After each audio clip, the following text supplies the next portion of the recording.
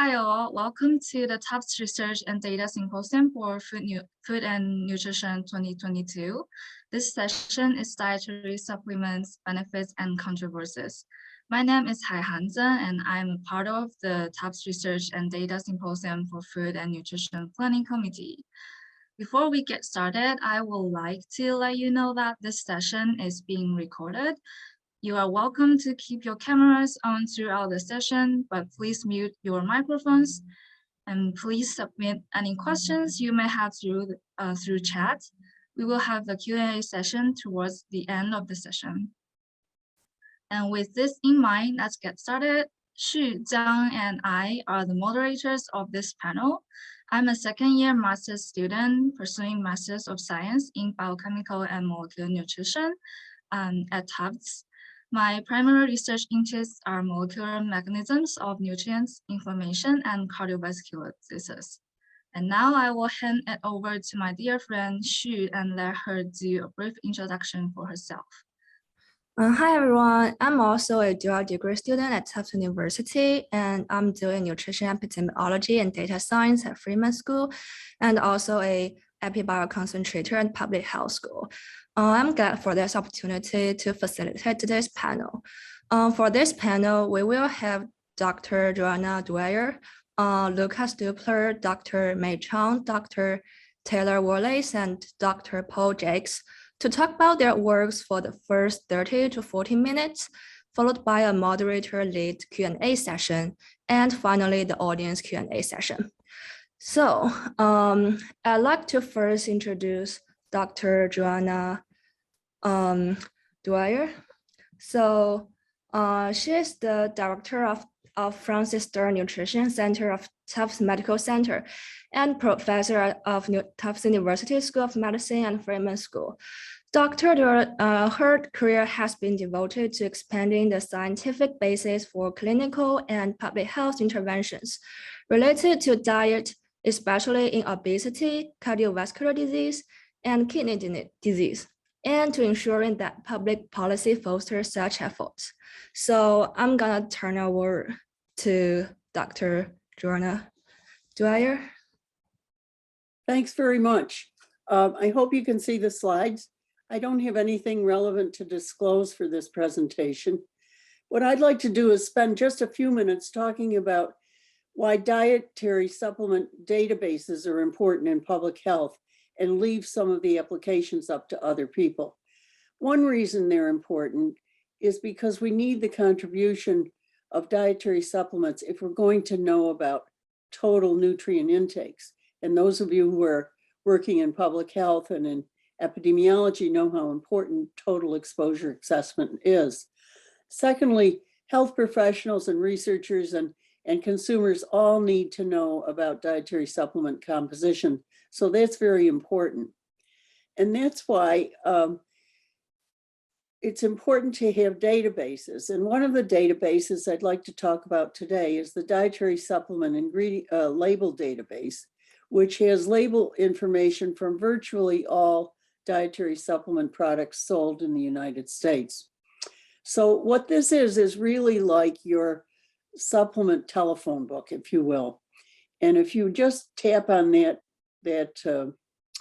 URL, or if you type dietary supplement label database into your web browser, this page will come up, and the government has made it freely available to anybody who wants to use it. You can also download it if you want to. Here's what's in it. It's a regular database, but it has some additional features. First of all, it has the claims, at least the claims that have to do with the supplements. It also has information on supplement facts, that is the nutrients and other ingredients that are in the products. It has the brand manufacturer, and it also has the ingredients. And so there's a lot of information there for you to chew on if you're worried about dietary supplements. Some of the pros of this database are, first of all, it's public use. It's free for everybody. You can download the API if you're doing research on it. The content is, it never seems to end. It's 130,000 labels, but we're getting more and more each month. We had about 1,000 down in the government. And it has to be periodically updated because the turnover of these supplements is very fast, at least 20% a year, probably faster. And so it fills many needs. It has all of the supplements that were used by Haines participants in the last Haines survey. So you can get total assessments based on what they're actually using. And we give priority to labels of supplements that may be causing safety concerns. For example, some of the liver problems come from some of the supplements. So there's a lot of information captured there. Now there's some problems with it too. Only content is claimed is on the label. It's not verified or validated by independent chemical analyses.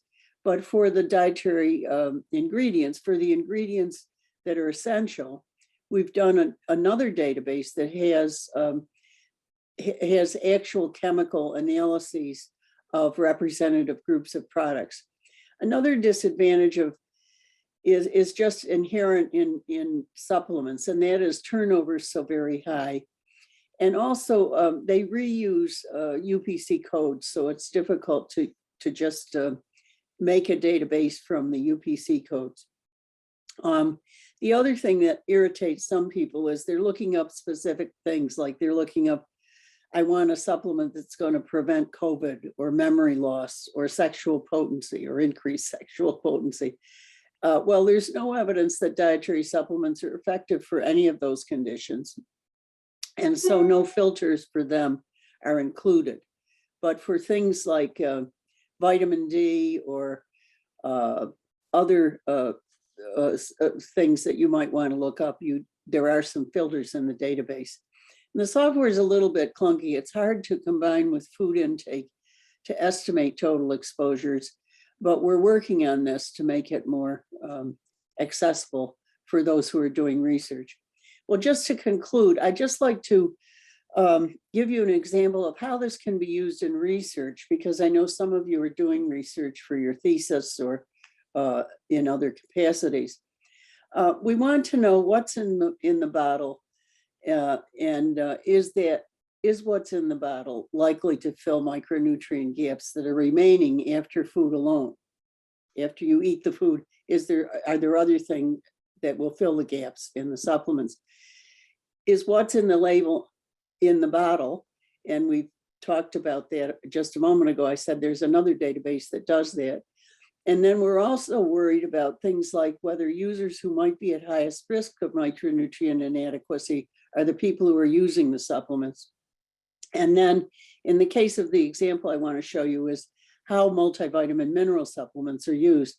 And this is a paper that we just finished a couple of months ago that appears this month in the Journal of the American Dietetic Association, American Academy of Nutrition and Dietetics. What we did here was to take products, all of the products in the database, there were about 450 of them, that are only for children, that is from 2 to 4 years of age, for little children, preschoolers. We looked at all of the ones that were on the market, and what you see here is over on your left, you see the nutrients that were in these multivitamin mineral supplements, and you see the most common nutrients were vitamin C, A, D, E, B6, down the line. Then what we did was we looked at which nutrients were of public health concern in the dietary guidelines for Americans and which were labeled short-term fall nutrients in those same guidelines.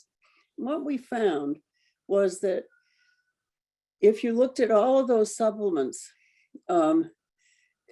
many of them lacked micronutrients that were singled out as a public health concern or consumed in the dietary guidelines.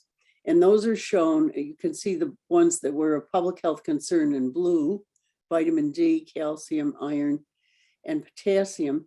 And those that were underconsumed, which were vitamin C, these are the brown ones, vitamin E, magnesium, and folate. But you see, there were a lot of greens, and the greens consisted of those that are usually already adequate in people's diets. And then the reds are those where there might be some concern about getting too much.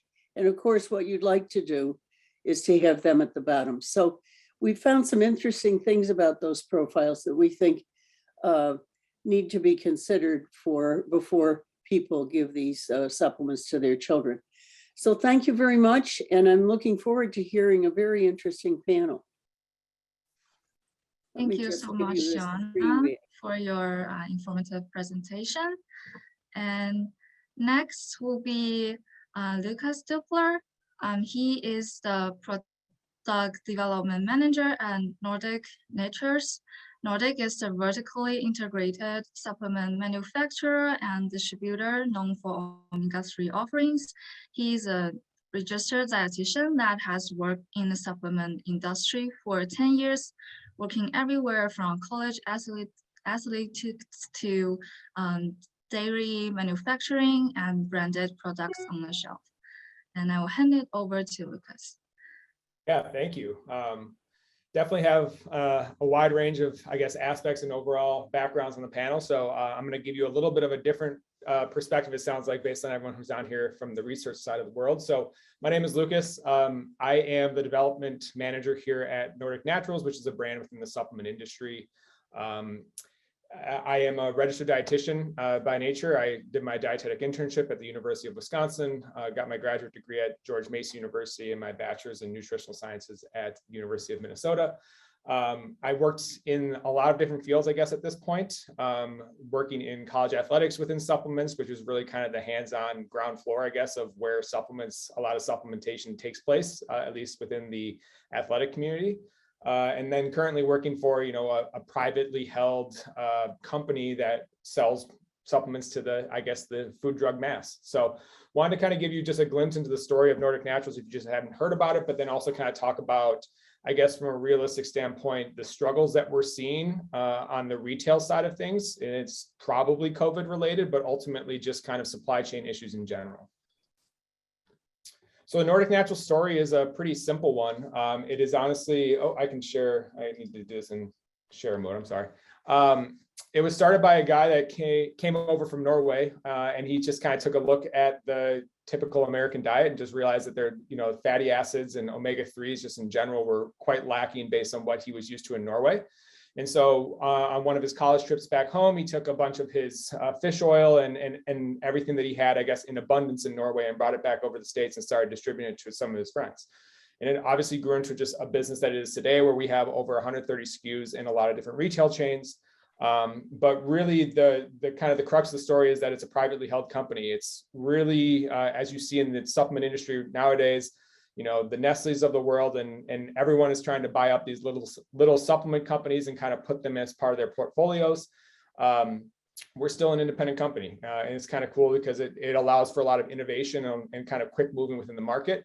We also own our own manufacturing, which is, I guess, unique in the market today. So if we want to make a soft gel, or if we want to make a powder, if we want to make a capsule, we have our manufacturing facility that can do all of that. Whereas a lot of other companies, at least the smaller ones, have to contract that work out. So something that I guess is unique to our story, not only owning our own manufacturing, but we also own a lot of the fish oil. So we have a fish oil dispensary, I guess, over in Norway, where we use a lot of the same fisheries as other people are utilizing, but we can actually manufacture the fish oil ourselves, which is a distinct advantage for us. So what we really kind of pride ourselves on, I guess, are the sustainability of our fish oils, the purity of our fish oils. If you've ever had omega-3s before, you know that fishy taste can come through pretty frequently. And what we've done to, I guess, kind of subside that is both just, I guess, the flavoring of not only the oil itself, but also the shell ingredients of the actual capsule that you're utilizing, which is unique to our business, as well as making sure that we're manufacturing the oils in an oxygen-free manufacturing facility. And that it really helps with, I guess, the rancidity of the product and kind of mitigating any oxidation risk that could take place. So this is really our process. This is where we use our fish oils, I guess, over in Norway to fish the same fisheries. We do have an MSC certification, Friends of the Sea certification. So, you know, within the fishing industry, there's some questionable practices. We really try to do our best to, I guess, abide by a higher standard in that regard. And then also just owning our own facility to manufacture these facilities and being a zero waste facility over in Norway. Using some proprietary manufacturing abilities of ours in order to produce that kind of high-end quality oil. So kind of what I was alluding to earlier, some of the challenges that we're facing within the supplement industry today. Most of these are COVID related from what I can see based on, you know, my experience, but a lot of these are causing a lot of delays. As you go to the food market today, you see a lot of empty shelves. The supplement shelves are no different. There's a lot of product that's missing on the market today. Number one is really consistent supply of packaging materials. Packaging is all over the place, whether you source it from, you know, a lot of packaging is sourced from China. It's really difficult to get consistent supply. You have to order multiple years in advance in order for you to have that same exact bottle. And so and it's really everywhere. You can check your boxes that you have your chips in, you can have your hand soaps and the actual dispensers. They tend to vary quite frequently within COVID, and it's no different within the supplement industry. Raw materials that are meeting specifications. So I have an actual example here on my slide. This is a cod liver oil that we received a few weeks ago. And on the left, you can see the label claims that we have for EPA, DHA, and total omegas. On the right are the actual test values. So we actually had to reject this lot. This is a supplier that we've used for 20, 30 years. And this is kind of starting to become a little bit more frequent for us, where we get raw material in that simply is not going to meet our spec, and then we can't use it. And so this is, again, a problem that we're having within the supplement industry as a whole, not just for this specific material. Lead time for raw materials are extremely long. You know, really, it kind of depends on if it's an active, if it's something that you're claiming on the label, or if it's just an excipient that you're using for manufacturing. We had one of our suppliers come back to us a few weeks ago and said that from the time that we purchased the material to the time that we could actually get it in-house, it was a 35-week lead time. So that's all built into our timeline for creating the product. But as you might expect, it really slows everything down. And then substrates, you know, things that are used to actually make the raw material themselves. Probiotics, you'll start to see, I think it's going to be a growing trend here in the coming months that probiotics are going to be harder and harder to come by. Wanted to shout out third-party certification. I know that this is something that I hold kind of near and dear to my heart. At Nordic, we third-party certify through NSF on all of our pro and sport SKUs, but we do not do it for our retail SKUs. Some of these certifications on the right side, you'll be able to see on some of on the retail SKUs. You see, I know that Nature Made, a brand that you see in Target and CVS, uses the USP seal. It really just kind of is that extra step of assurance. You know, a lot of people talk about the unregulated nature of the supplement industry and the wild west or so. Third-party certification, these brands are trying to take that extra step to make sure that what you see on the label is actually what you're going to be able to get. And then I also wanted to kind of point out that I guess within the retail side of things, it's not just as simple as having an idea and getting it onto shelf. It takes a lot of time, and especially with the way that raw materials are these days, it takes a lot longer. So from the idea of concept to getting a product on shelf at Nordic Naturals, at least, it takes about 12 months. I would say that a higher priority item could take as little as 9 months, but it really goes through this stage gate process that we outline here, where there's stage 0 is essentially just the idea. Stage 1 is creating the idea of what the actual tangible bench product to be able to, you know, see if it's going to work or not. We do a lot of bench work in gummies. We taste them. We say, hey, this is too sweet. This color isn't right. You know, that sort of thing, going back and forth. Gate 2 is the pilot. So testing out to make sure that the product is okay to be commercialized. So for full scale production. Stage 3 is the full scale production, and then stage 4 is the final release of the product. But this is really a short glimpse. I know that I'm kind of running up on my 7 minutes, but a short glimpse on what it takes to actually make a product. And then lastly, this is just, you know, some of the retail chains that our products are in. I'm not as familiar with what retail chains are available out near Tufts, but just wanted to at least throw that in at the end. Thanks, Lucas, for your presentation. And next, we're gonna have Dr. Mei Chung and Dr. Taylor Wallace for their presentation on the calcium intake and cardiovascular disease. So Dr. Mei Chung is the professor of Friedman School, and she has more than a decade of experience conducting complex systematic reviews to support policy and guideline development.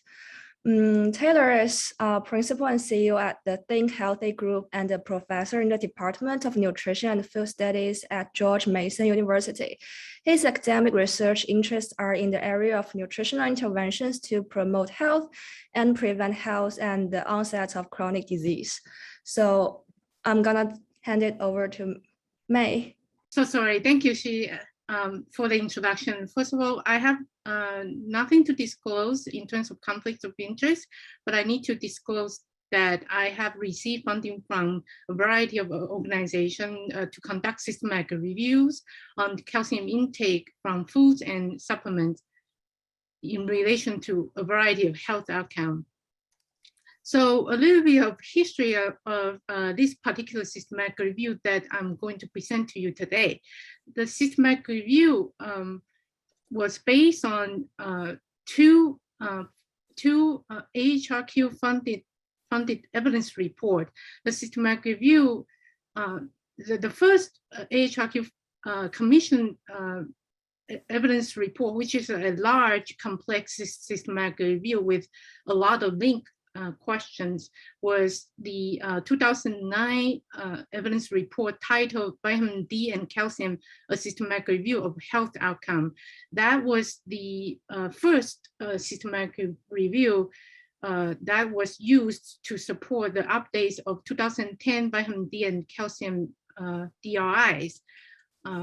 Then USPSTF commissioned a focus update just focusing on two outcomes, cancer and fracture, based on the 2009 AHRQ report. In 2014, AHRQ further commissioned another update of the 2009 report. So the systematic review that I'm presenting to you right now was commissioned by National Osteoporosis Foundation, and it is a focus update of the 2009 and 2014 AHRQ reports, but just focus on cardiovascular disease risk. So the main reason that National Osteoporosis Foundation commissioned this systematic review was because clinicians were unsure whether they should prescribe calcium supplement for osteoporosis prevention, given that some meta-analysis and publication from WHI trial show that calcium supplements may increase cardiovascular disease risk. Therefore, NOF commissioned our independent systematic review to support another expert panel who was charged to make clinical recommendation. And this is a summary of the evidence or literature searches and our study selection process. So we included only English studies of generally healthy adults. And we included studies that examine calcium intake from foods and supplements. And in the end, we included 4 unique randomized control trials published in 10 publications and 26 unique prospective cohort study and 1 nested case control studies in our systematic review. This is a very busy table summarizing the 4 unique randomized control trial that we included in this particular systematic review. Just to quickly show you that the studies were synthesized separately based on the types of intervention used in the trials. For example, combined calcium and vitamin D intervention trials were synthesized separately from trials only use calcium supplements alone. And the doses of calcium and vitamin D used vary slightly across the included trial. And none of these trials actually were originally designed to look at cardiovascular disease outcome as a primary endpoint. So overall, the risk of bias of the included randomized control trials were low. This means that overall quality of these trials were high, although there were some concerns about poor adherence to the intervention in all the included trials. And none of the trial reported level of total calcium intake, meaning total calcium intake level from supplement and from food sources. And I just want to point out that we did not conduct meta-analysis to combine the results from the 4 unique randomized control trial because just too the heterogeneity was too high to combine all 4 trials together. And this is a brief summary of the key findings from the 4 randomized control trial. No consistent findings between the 2 randomized control trial compared combined by calcium and vitamin D supplements to placebo. And in WHO trial, there was some increased risk of cardiovascular disease in some subgroup analysis. There were more than 5 publications from WHI trial. And none of the 3 randomized control trial comparing effect of calcium supplementation on CVD outcomes show any statistically significant differences between the intervention and the placebo group. And this is basically the graphical presentation of cohort study results. So in total, we included 26 cohort studies, and we synthesized the result by types of exposure. For example, estimated total calcium intake level and cardiovascular disease risk, and was synthesized separately from the estimated dietary calcium intake level and cardiovascular disease risk. And we also conducted a separate analysis to look at the association between supplementary calcium intake level and the CVD risk. You can see just from looking at these pictures, studies results are highly uncertain, meaning the confidence interval were very wide, and the range of intake level range from 200 milligram per day to 2,400 milligram per day. The overall risk of bias assessment showed that across the included cohort study, the risk of bias were moderate. So the way to look at the bar chart is that the red indicates high risk of bias, and blue indicates low risk of bias. So you can just look at this picture and determine overall risk of bias in this body of evidence. And this is the summary finding from the dose response meta-regression of the results from the prospective cohort study. You can see that based on the p-value, there were no statistically significant association between calcium intake level and cardiovascular disease outcomes. And we also model nonlinear, potential nonlinear association, but based on the quadratic model result, we did not find significant nonlinear relationship. So before I tell you the systematic review conclusion, I need to give you a very important disclaimer.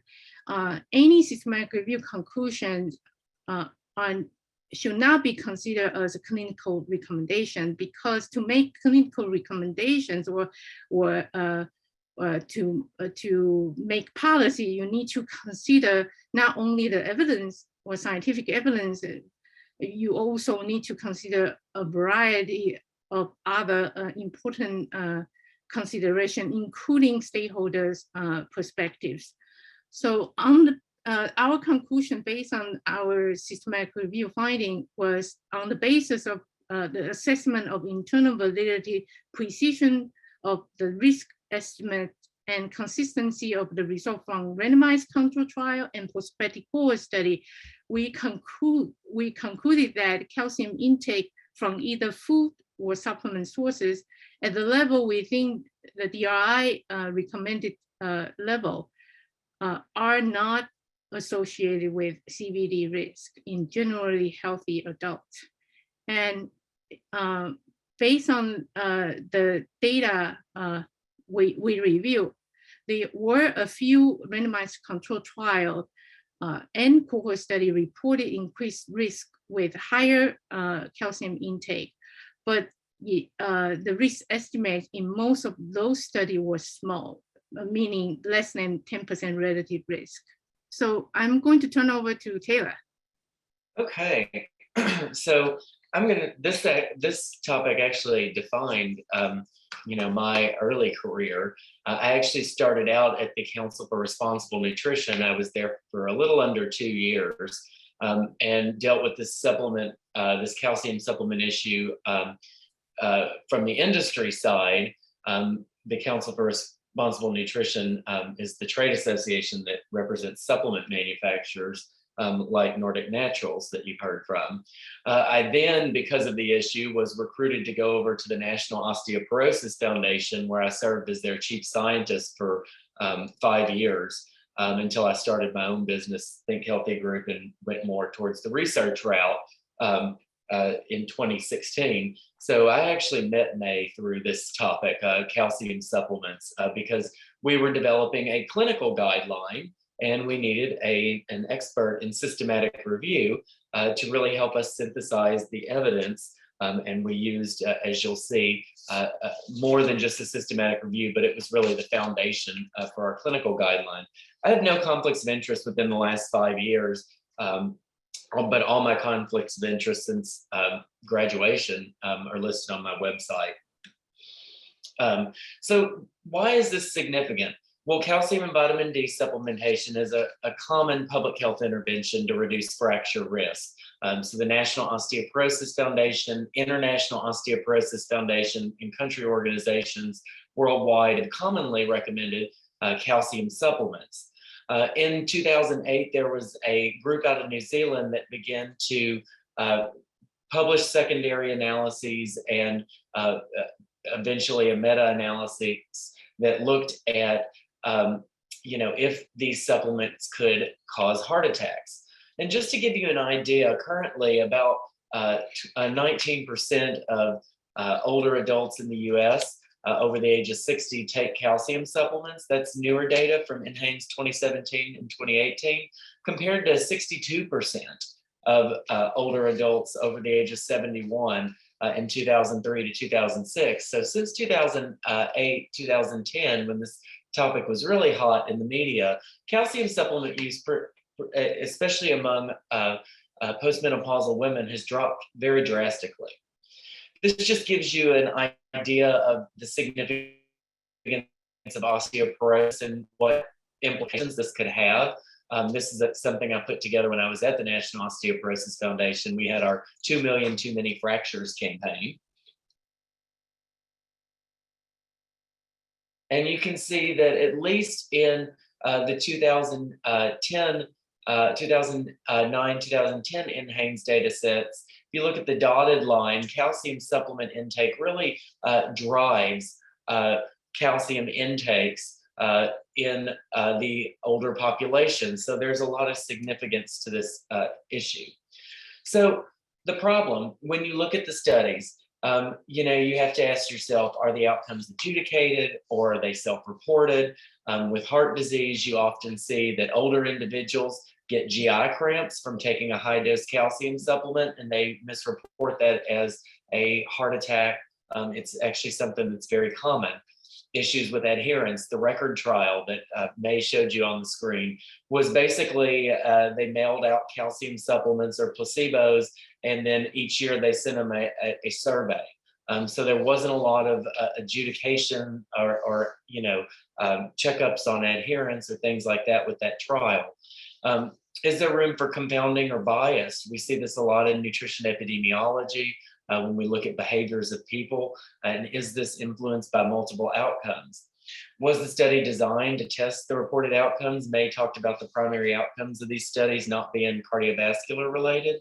Did the researchers consider baseline nutrient status? Calcium intakes vary quite substantially among the US population if you are a heavy dairy drinker or if you do not consume a lot of dairy. Is the study reproducible? Is there a dose response? In those two cases, we didn't see that. We also did a reanalysis of the Women's Health Initiative. We saw no dose response, and we couldn't reproduce the earlier findings from the WHI. And what types of statistical analyses are employed? And this is something that I think is really important to nutrition science. This paper just outlines my recent viewpoint. Connie Weaver and I were asked to write a controversy piece about this for Journal of American College of Nutrition about 2 years ago. And there's not really any new data to my knowledge since then.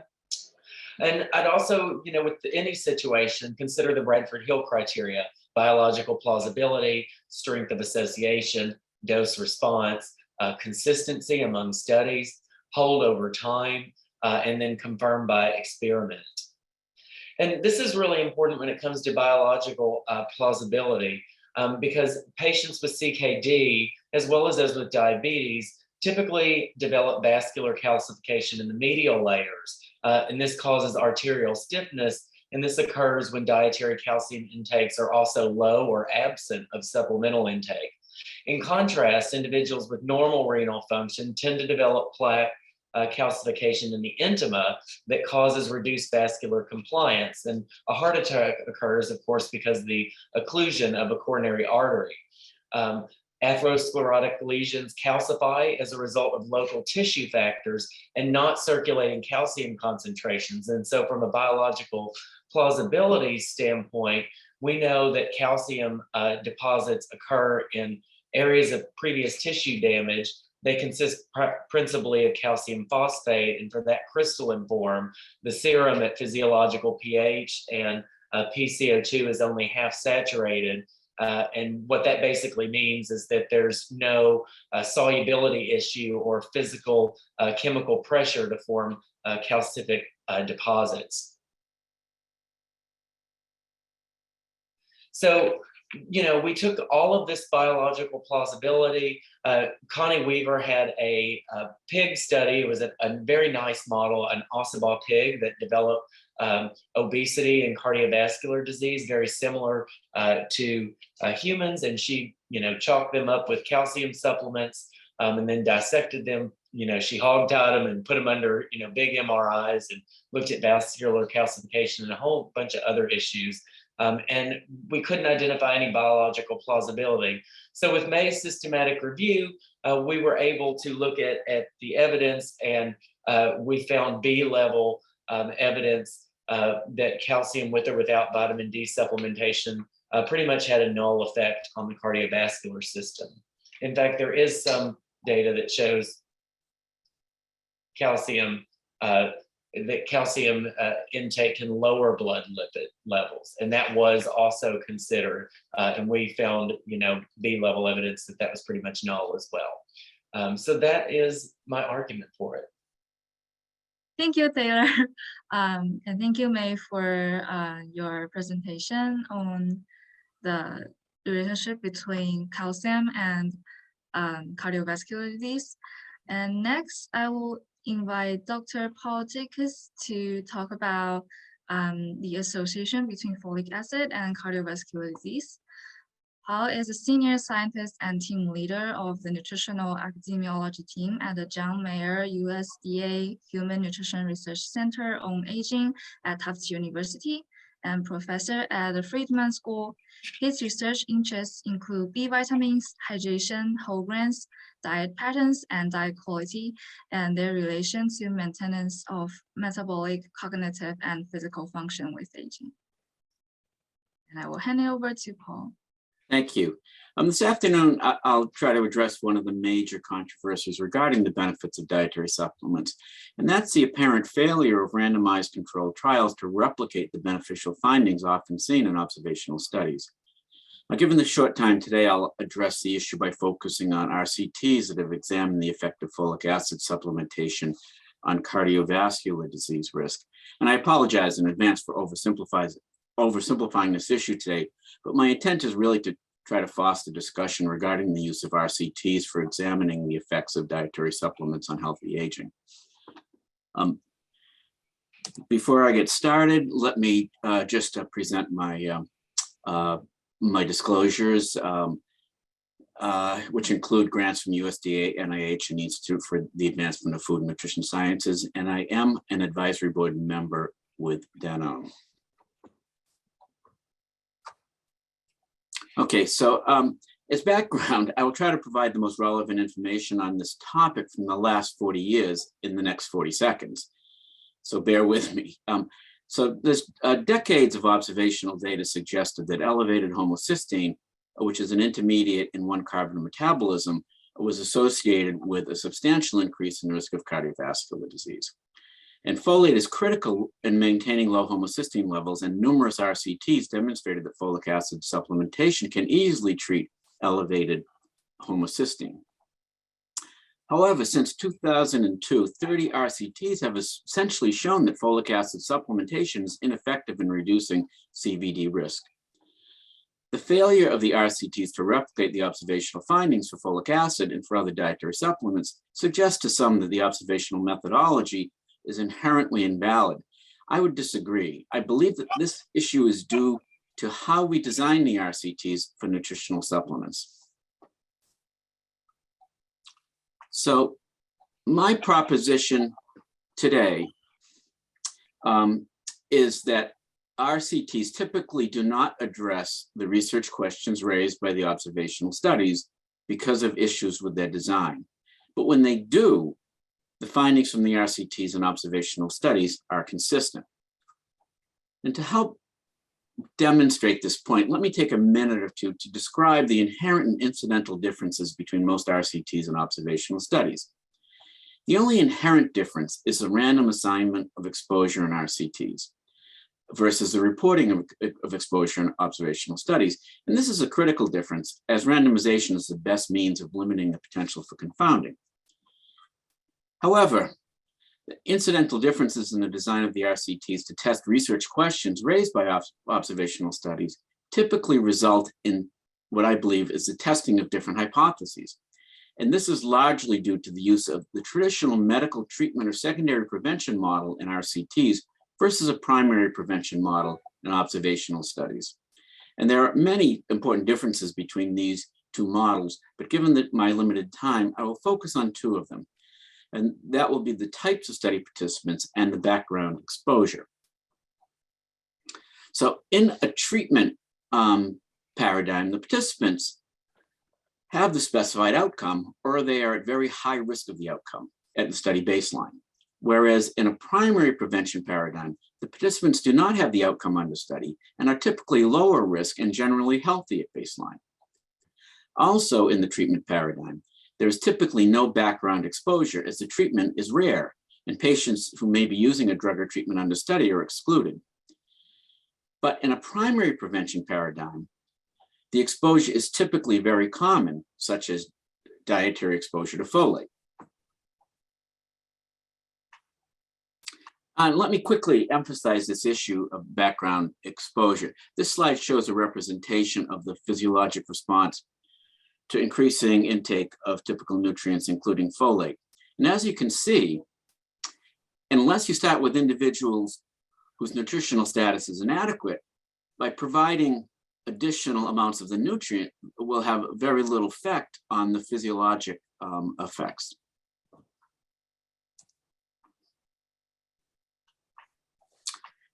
And because of this, there is another critical player in this story, and that's folic acid fortification.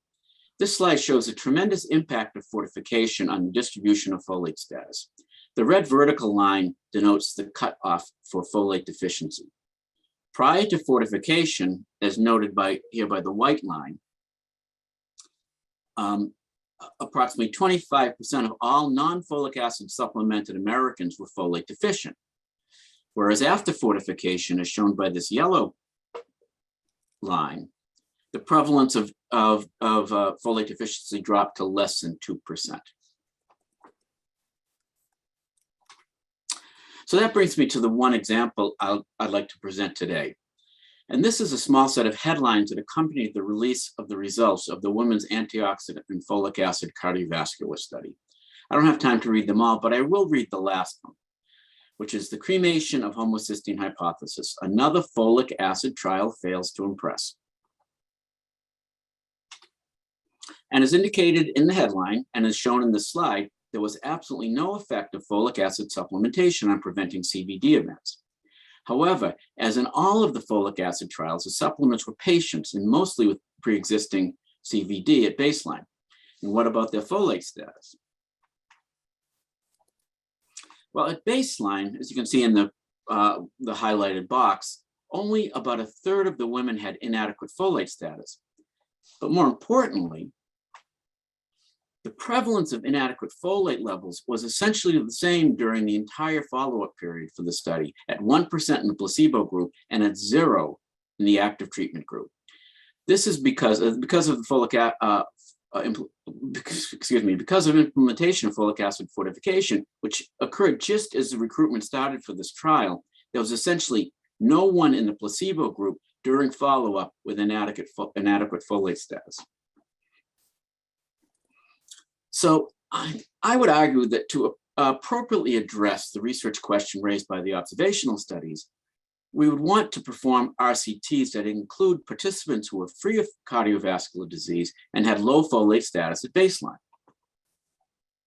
So let me finish with a slide from a meta-analysis of folic acid trials in which it was possible to characterize participants by the presence of CVD and their folate status at baseline.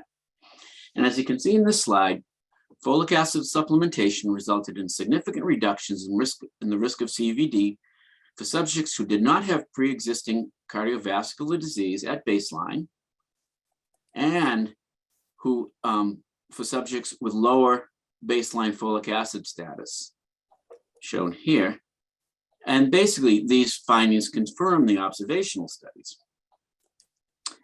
So while there's much more evidence that RCTs and observational studies generally demonstrate similar results when they are designed to address the same research questions, to date, the vast majority of RCTs have not supported the observational findings, due, I believe, in large part to the use of the medical treatment paradigm. Thank you. Right, thank you so much, Paul. And thank you for all of you for the informative and rich presentations. So now we are going to move to our moderator Q&A session, and we will try to have some time for the audience questions as well. So to start, our first question is that, so we are still fighting with COVID-19. Are there any supplements that we may deploy to help with the prevention and or treatment of COVID-19? And why might this help reduce the morbidity and mortality associated with COVID-19? And I believe Johanna has touched something in her presentation and also has something you want to share with us. So do you want to start? Yeah, I don't think there are any that really have been shown to have any effect on the prevention or treatment of COVID. I think the best prevention is 3 jabs or maybe 4 jabs. I don't know how many we're up to now.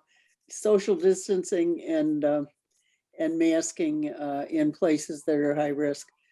For those who are interested in knowing more and why I'm saying this, the Office of Dietary Supplements at NIH has just done a fact sheet called dietary supplements in the time of COVID. And you can read that yourself and evaluate the evidence. I don't know if you've got, do you have a copy of the website? Yes, I do. I can share it. Okay, yeah, just show it so the people know where to look. That article, I didn't have anything to do with it, but it's a very good article. It goes through all of the ingredients that people are talking about. And then it focuses on each one and goes through all of the studies, just like Paul did a moment ago. And I think, and May did. And I think you'd enjoy reading it, and you can make up your own mind. But my answer is that when I read it, I think I didn't see anything there for anything. And the answer is no. The closest is vitamin D, and even there, it's very, very mixed. Thanks.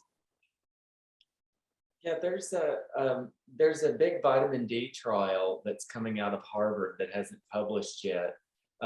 There's also a trial on magnesium supplementation that's coming out of Mexico that I think is going to have some pretty neat findings. And towards the summer, we'll be coming out with a longitudinal study of a multi-center longitudinal study of ICU patients that Allison Steiber and I at the Academy are the principal investigators of. So we'll have some, hopefully some better data there as well.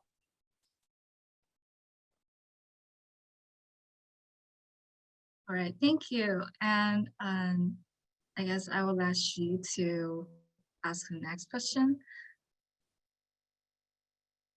So yeah, thank you for the insights for the first question. And next, as we know that there is no dietary supplement registration system in the United States, it could be hard for American consumers to obtain information regarding supplements. So we are wondering what public resources can consumers turn to learn about dietary supplements, and how might information on dietary supplementation become more accessible to everyday Americans? Yeah, so. Well, Johanna just pointed it out. The best resource you have is the Office of Dietary Supplements at NIH. I mean, they have a fact sheet for just about every supplement out there, and they're kept up to date, and they've just done a really well done job at providing information to consumers. I think that's your number one source.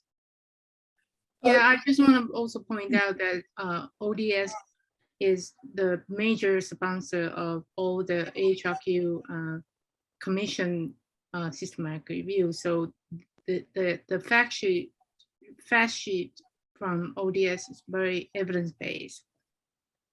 And dietary supplement manufacturers, while they don't have to register products, they do have to register their facility with the FDA as part of the Bioterrorism Act that was in place in the early 2000s. And they also have to send a notification to FDA of any structure function claim that they use on the supplement label within 35 days, I believe, of marketing. So there is some oversight to that. Yep, and all of our manufacturing facilities are audited on a yearly basis, multiple times over through different organizations. So there definitely is, to Dr. Wallace's point, there definitely is some oversight and people coming in and looking at what we're doing here. You know, there's one other resource that might be useful to people on the webinar, and that is the National Institute of Complementary and Integrative Health, NCCIH. They have a lot of good fact sheets on botanicals, and they also have articles on different issues that people might be interested in with respect to using supplements as medicines, particularly, which can have its great risks if it's done wrongly. I also think FDA is really expanding their involvement with supplements. I think in the coming years, you're going to see things like their new Botanical Safety Consortium really be useful for not only the industry, but also for consumers and scientists. There's a lot of good programs going on right now that are growing in the government. All right, thank you for the discussion. And since we are getting close to the end, let's just have our last question. So nutrition literature has long debated supplementation usage compared to eating a more nutrient-dense and diverse diet. And what are your opinions on when and how supplementation should be used compared to nutritional intake guidelines?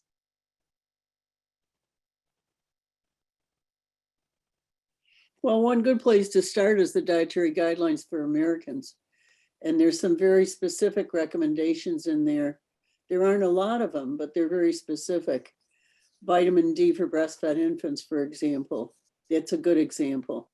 Another is certainly people who have bariatric surgery, particularly the very male absorptive types of bariatric surgery, need not only the fat soluble vitamins, but minerals.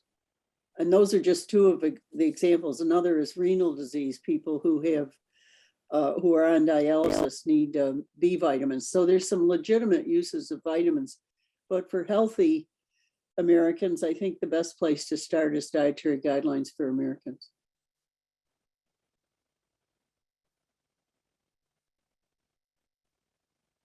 Right, I guess it's already 2:59.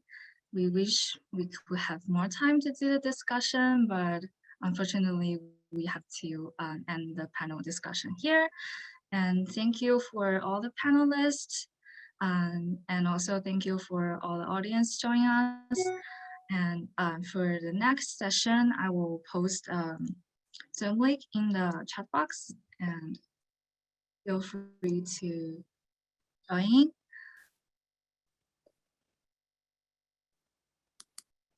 Thank you. Thanks very much. Thank you so much for the presentation and for the Thank you. discussion. It was very interesting and informative. I learned a lot. Thank you. Thank you. Bye. Thank you.